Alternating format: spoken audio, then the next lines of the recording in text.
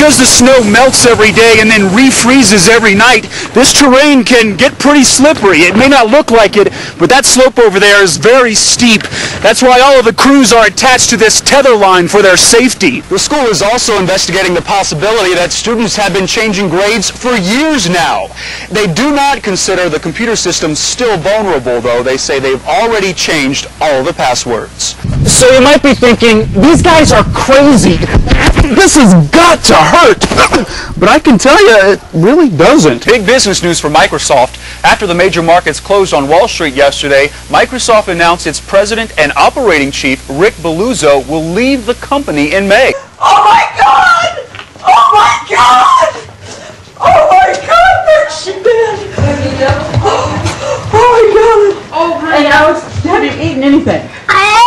Alexis Buick is dehydrated, incoherent, and she can barely see. The 10-year-old's been missing for 2 days. This afternoon, she appeared at her home out of nowhere. And she was right there, and she says, Mama. She has wet her pants. Oh my God, she's in terrible shape, but I can't imagine where she was been.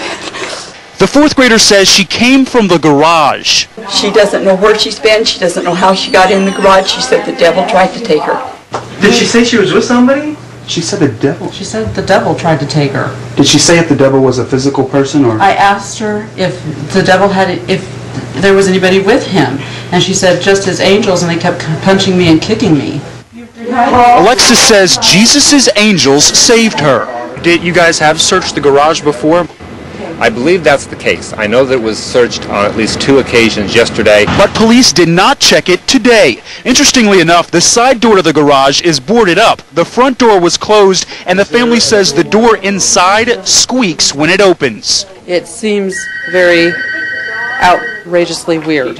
Oh my God! Police said the same thing when we showed them our video of Alexis's discovery. Nothing about this case, when you start to look at the duration, has been run-of-the-mill. Ross? Jen, this all started when a woman came to adopt a dog that she knew was up for adoption here at the Sacramento Animal Shelter.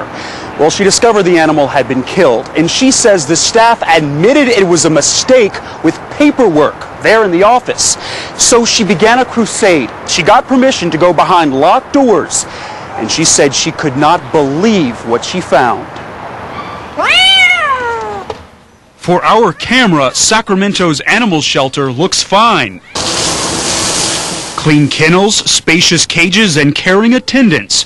But according to Dia Good, looks can be deceiving. She's taken it upon herself to inspect the shelter every day for the past 5 months. The situation is atrocious. Animals are treated in an inhumane way. Good says the biggest problem is with the sick and infected areas where the public is not allowed. She says behind these doors, animals are left to rot. Why? Because there's no policy to treat the infected. Today, only 1 dog is in the sick bay. That's extremely unusual. And she says this paperwork proves the sick and the isolated kennels are always full, many times for months at a time. On one visit, Good had to ask to have this live dog put to sleep. So what does the animal care management have to say about no treatment procedures? We've already prepared a draft policy, and it's being reviewed right now with the county health officer. But Good has other problems. She claims the staff is not trained, paperwork is never organized, and the shelter is just not improving fast enough. So today, she addressed the city council to ask them to intervene. Do these things tell you that maybe there's more that we don't know about? Well, it tells me there's cause for some concern. The animal shelter does acknowledge Good's concerns, and they say they want to work with her to make changes, but both Councilmember Cohn and Good say they want an outside agency to take care of the problems, and they hope that could get started as early as next week. It's a slithering solution to get kids to read. If they could find a friend and stand to watch, they could see their principal at Green Oaks Fundamental School get covered by 17 snakes, one 15 feet long. This is really disgusting. Oh, there he goes. Ooh, here's a big one. It's because they met his challenge of reading 1 million pages over 6 months. We're all just astounded because Mr. Cook has a fear of snakes.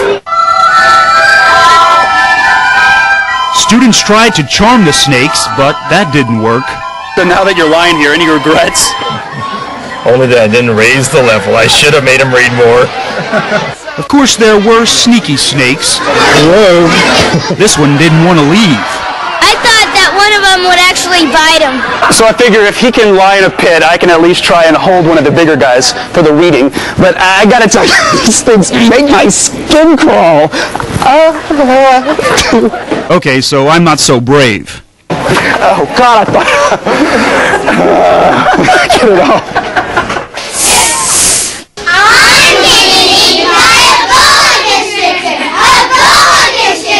The snakes did not bite, but because the students actually exceeded their goal, Principal Cook did. He actually ate one. It's nothing but bone. What does it taste like? Burnt chicken. The challenges are nothing new to the principal. Last year, he ate bugs. What's next? I have no idea. Someone mentioned tarantulas, but I'm not sure that's a good idea. Ross Blackstone, KOVR 13 News.